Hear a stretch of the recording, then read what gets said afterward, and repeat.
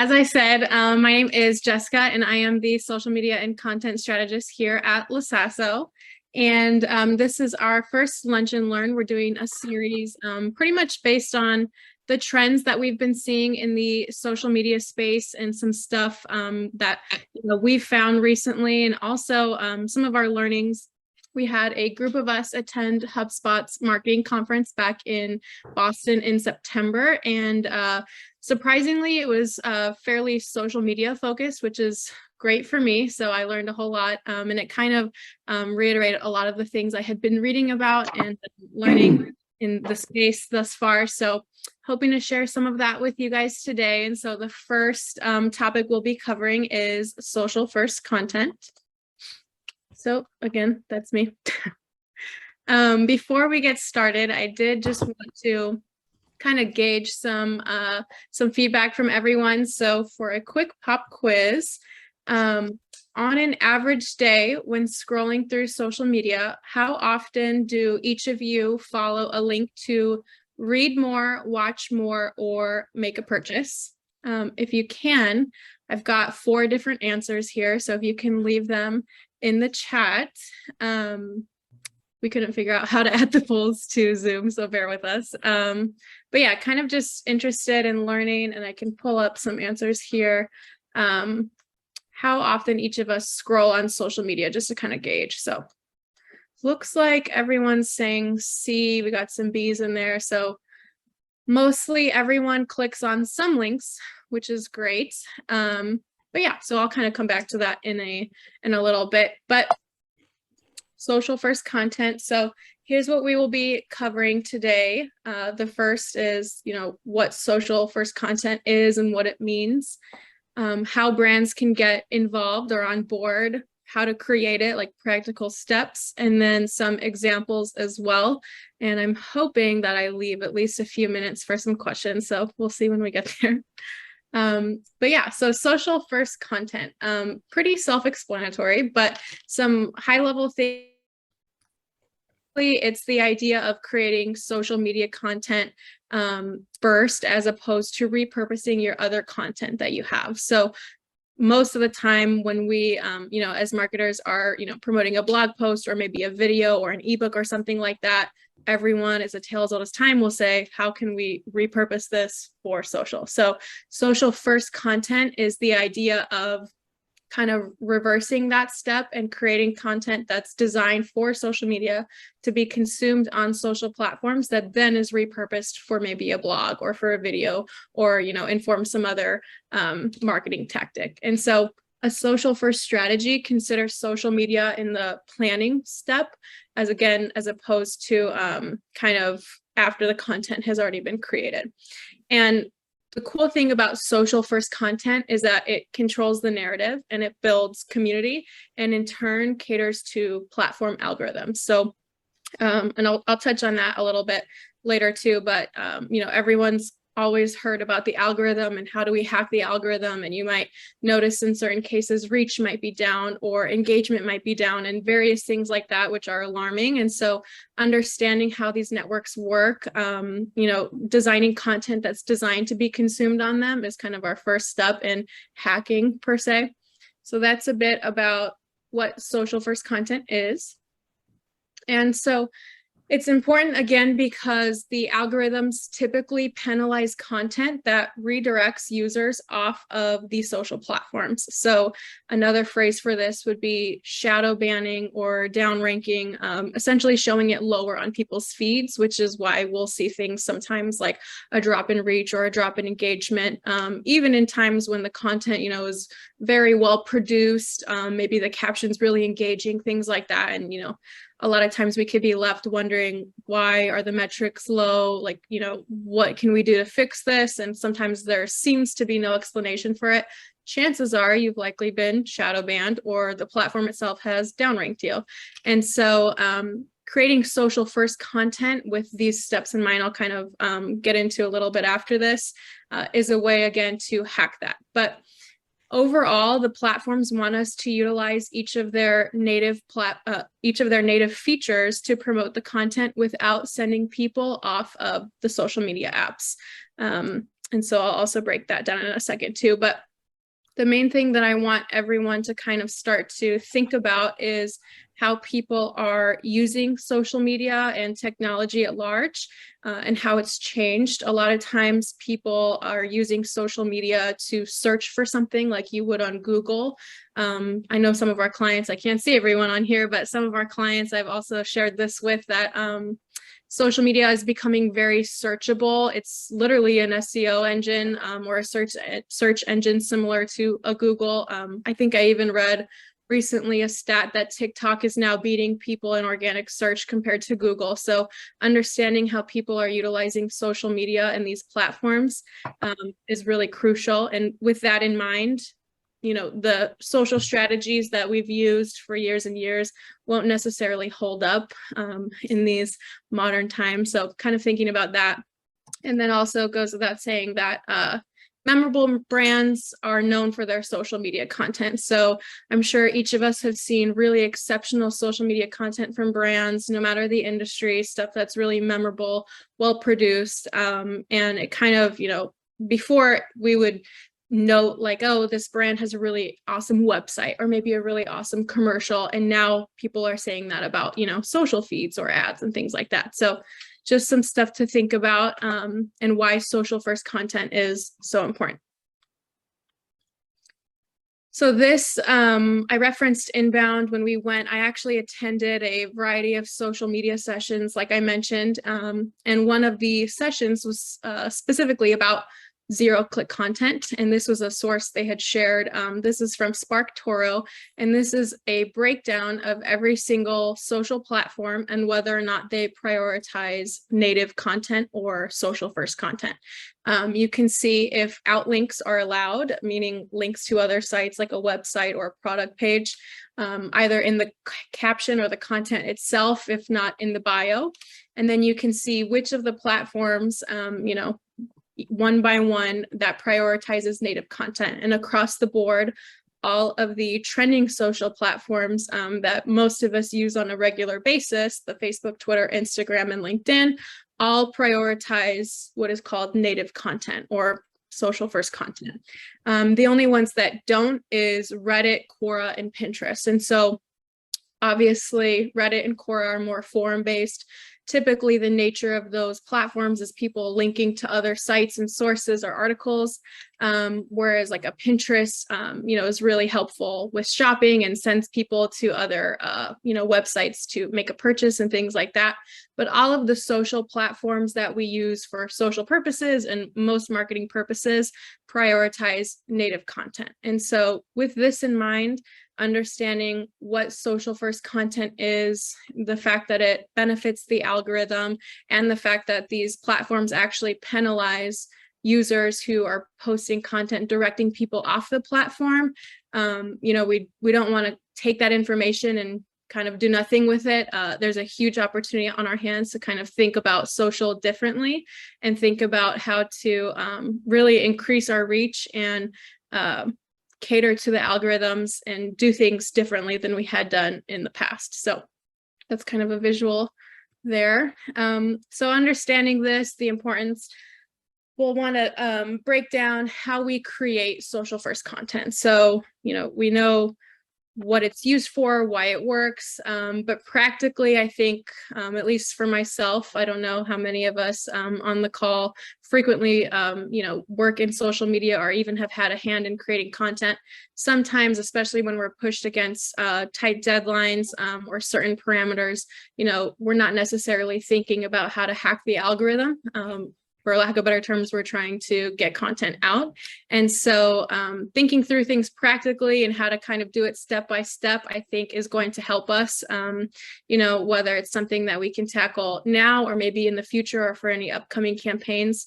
I only have 3 steps, so hopefully, I keep you guys entertained for these 3, but pretty simple. So the first is to prioritize zero-click content. And so zero-click content, how it sounds, the name is kind of self-explanatory. So it's content that keeps people on the platform sites or on the social media apps rather than sending them to yours. So the idea of creating content that people don't necessarily need to follow a link to click through. And it's kind of 3 parts. It essentially gives the value up front. So good copywriting and marketing, this is kind of 101. Obviously, we want to present value in the content that we're creating, but this idea is not really doing the bare minimum. It's literally giving all possible value up front. The reason that this is important is because it increases our chances of our audience remembering us. And, that in turn will hopefully spark their interest and make them remember you when they do want to make a purchase or they are interested in something of yours. And so we want to give them the value up front. We want to make content that is easily consumed. We want to save people time. So, a lot of times people are kind of just aimlessly scrolling, and sometimes people are, especially if they're using it like a search engine or just typing in directly what they're looking for. And so when people come to our social channels, we don't want them to kind of have to scroll around to find what they're looking for. We want them to be able to find an answer fast. And in doing so, we'll let them decide if it's worth it to take an action on our post. So providing them that value up front and giving it to them quick will then hopefully prompt someone to want to learn more and click on the link in the bio or follow a link, in the about section or something like that. And then we'll want to keep people engaged. And so this is a really important part too, because going back to the algorithm, how it works is the more time people are spending on our content and the more content of ours that they are consuming will lead to more reach and impressions and views and in turn engagement, all of which contributes to the algorithm resurfacing our content to the top of other people's feeds. That's why you might notice as you're scrolling really on any platform at this point, and you'll see content from pages and people that you don't follow. And oftentimes I know people were pretty upset about that, especially on Instagram, but that is how the algorithm works. So understanding that's how it works. Again, if our goal as a brand is to get more engagement, reach larger audiences, we have to kind of think of different ways to do that, especially on the organic side of things. So prioritize zero-click content. And then we will want to clean up our captions. So I added the note that this goes against everything we were taught as marketers. When I was in this particular inbound session about zero-click content, the presenter was kind of going through some of the things here. Everyone kind of gasped when he went through all of this. So it's just a note that this will sound a bit intimidating or maybe different from something you've heard, or maybe you are ahead of the times, ahead of the curve, and already have been incorporating these things in your practice, which would be really great. But if not, just kind of keep in mind that this is different than everything that we, traditionally would do on social. So to present the value point, again, that kind of goes without saying, this has been a best practice for a good amount of time, but we'll want to get to the point fast. And I know, sometimes with like gated content or other content that we'll need to direct people to a website for, or maybe to subscribe to an email list for. Generally, we, try to lead with maybe if we have 5 points, we give them 3, or if there's 10 tips, we give them 3 in the caption, and they can read more by following the link, etc. I thought that it was interesting that sometimes we are a little nervous to overshare or give away everything for free when social media itself is free. So if our goal is to present value, then I think, it would only benefit us to really give all value up front, as opposed to having some sort of hook, which, in turn will build trust and boost brand loyalty. But going in line with kind of dropping the hook, the idea of ditching the call to action. So most people, and I added some sources and links and stuff too. I believe we'll be circulating this afterwards, so you guys can feel free to research. But I would encourage you guys to kind of look into it. People know when they are being served an ad. They know when things come across their feed and it's a brand just promoting a product or a blog post or a video or something, and they can pretty quickly and easily identify marketing speak. And so understanding that, we'll want to avoid social posts that are designed as tasks, and keep in mind again that social media is social. So obviously it's a great marketing tool, one that's definitely worthwhile and worth promoting your brand on. But it should not only be used for selling purposes. At its core, it was designed to build community. And that's, again, what the algorithms, whether you like them or not, or you're frustrated with them or not, that is their core focus, to build community. And so we'll want to ditch the call to action. And then lastly, this is kind of the one that had people a little bit shaken up when I first heard it too. And I even was like among the first to, raise my hand and ask a question like, this doesn't make sense. Why are you telling us not to add a link to a post if we, need to generate maybe show registrants, or if we need to market a product, or we're trying to get more eyes on our blog post or something like that. And the idea, again, going back to the algorithm and the platforms penalizing different posts that, take people off platform. Social media is social. So impressions, engagement, and community on those social platforms will always benefit a brand more and mean more than link clicks. And in turn, by generating more social engagement, we will inevitably see more website traffic. And so again, that's because we're already building that trust and community with our audience, that they already know, oh, I can get value from them. They're interesting. I like what they're sharing. They're more inclined to remember us when it's time to make a purchase, or remember us, when they need to learn more about a specific topic relevant to us, or anything along those lines. And this last point about the link clicks, that's why I had kind of asked everyone. So mostly everyone said that they click on some links, which is great. But if you think about the mass amounts of content that sometimes we unknowingly consume just by scrolling, on an average day, for us to only click on some links, I think is very telling. And this stat, I linked the study, says that only 59% of links shared on social media aren't even clicked on. So understanding that, I think that it goes against us and is more of a hindrance than a benefit to add a link to every single post, understanding those stats.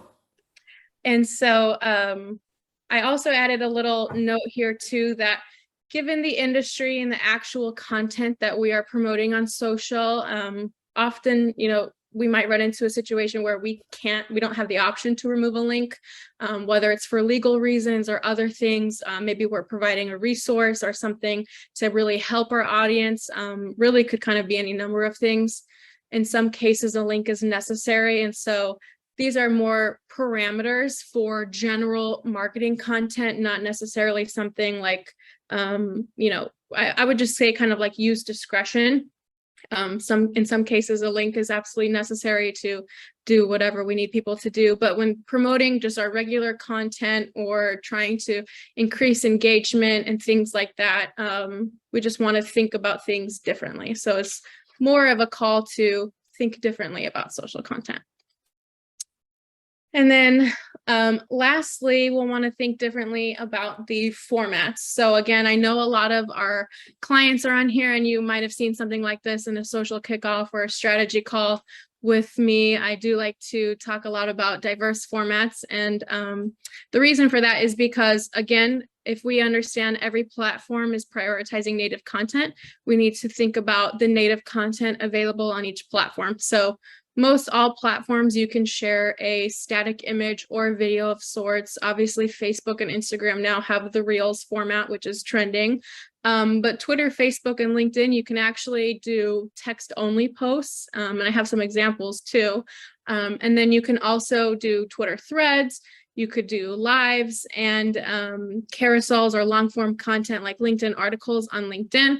And so a lot of this, might not necessarily be new information, but constantly going back to the purpose of social first content and why it matters and how it benefits us. If we're posting the same thing or the same format on all our channels with the same, static image, caption, and then link, that's not going to generate as much engagement or reach as maybe a reel with a quick, a quick caption or a carousel that provides a lot of valuable information up front, as opposed to constantly pointing people to a link in bio or to the website. So just different ways we can kind of do things and think beyond the traditional posts we typically see. And so I figured that, again, because I'm a visual learner, it would probably be helpful to kind of dissect how other brands are doing it and how they're doing it successfully. So I have a few examples for each of the formats, or each of the platforms, considering they all have different formats. So hopefully my videos load here. But this is on Facebook. And so this is from John Deere and Google. And so I'll give everyone kind of a minute to look at the content itself as well as the caption. And then I also wanted to call attention to the metrics at the bottom. Also worth noting, John Deere and Google, likely have very large social teams and unlimited budget, etc. But if you were to scroll through their feeds, you would see that this type of engagement doesn't happen on all of their posts. So that's why I chose these in particular. So understanding both of these posts and what they're sharing and what's included, what's not included. These I would identify as content that's designed for social. And the reason why on John Deere, in this case, there's no link or promotion. It's just engaging and relevant content. And it's also a trending post format. Facebook always says videos trending on their platform. So I would identify this post as social first content. And then in Google's case, the image itself gives the value up front. So I know sometimes we can be hesitant to add too much text on images, and rightfully so. I know in the paid side of things, obviously we can get penalized in certain cases. On organic, I think we do have an opportunity to do a bit more storytelling with the images. And so this image gives you the value up front. It talks about Google's new industry specializations, and a call to action isn't needed necessarily, but it's added as a resource. So again, this is another note that not every single link needs to be removed from your posts, but thinking through how you can provide the most value up front, I think will increase the chances of people following those links. And then obviously it's informative, it's relevant, and it's short and to the point. So that's some examples of social first content on Facebook. And then going to LinkedIn, we've got 3 other examples here: ZoomInfo, VaynerMedia, and Hootsuite. And so again, I'll kind of give everyone a few seconds to read through everything. You can see we have a video, some text only posts, and then the LinkedIn carousel, which for what it's worth, I did hear that they are going to make it an actual post format soon, and we don't have to upload it as a PDF anymore, which would be very helpful for me. So this is on LinkedIn. And so you can see on the video, there's no link or promotion, which is great. It's just engaging and relevant content. Again, a trending post format. So obviously ZoomInfo has something to sell. They have their own marketing goals and things, I'm sure, but you can already identify that not every one of their posts is a sales type of post. In the case of VaynerMedia, there are text-only posts. And again, if you were to look at the engagement, you can see people were interested, people were talking and engaging. There's no link or promotion, and it sparks conversation. So going back to the idea of focusing on building community as opposed to selling, there's a benefit in that. And this is the case with the text-only posts. And then this Hootsuite example is really awesome for any sort of like gated content or any sort of ebook or anything like that. This is the 5 stats every social marketer should know. Assume this is a blog post and maybe an ebook somewhere on their site. I wouldn't know that because there's no link on the post, which is great. We already know LinkedIn prioritizes native content, so they're giving everything up front in a 7-page carousel. The caption is short and sweet, and all of the value is up front. So this again is another way to kind of think through what social first content could look like on LinkedIn, utilizing LinkedIn's trending formats, and removing the links from your post. So here is Instagram. You can see we've got a static image, a carousel, and a reel from IBM, CBRE, and McKinsey & Co. And I'll give you guys a second to, again, take a look at the metrics, take a look at the caption, and then what's in the image itself.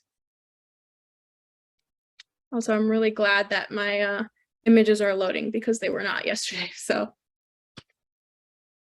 you can see for the Reels case, again, there's no mention of link in bio, which is again removing that call to action, removing that link, I would say, from posts. It does more visual storytelling, and it's a trending post format.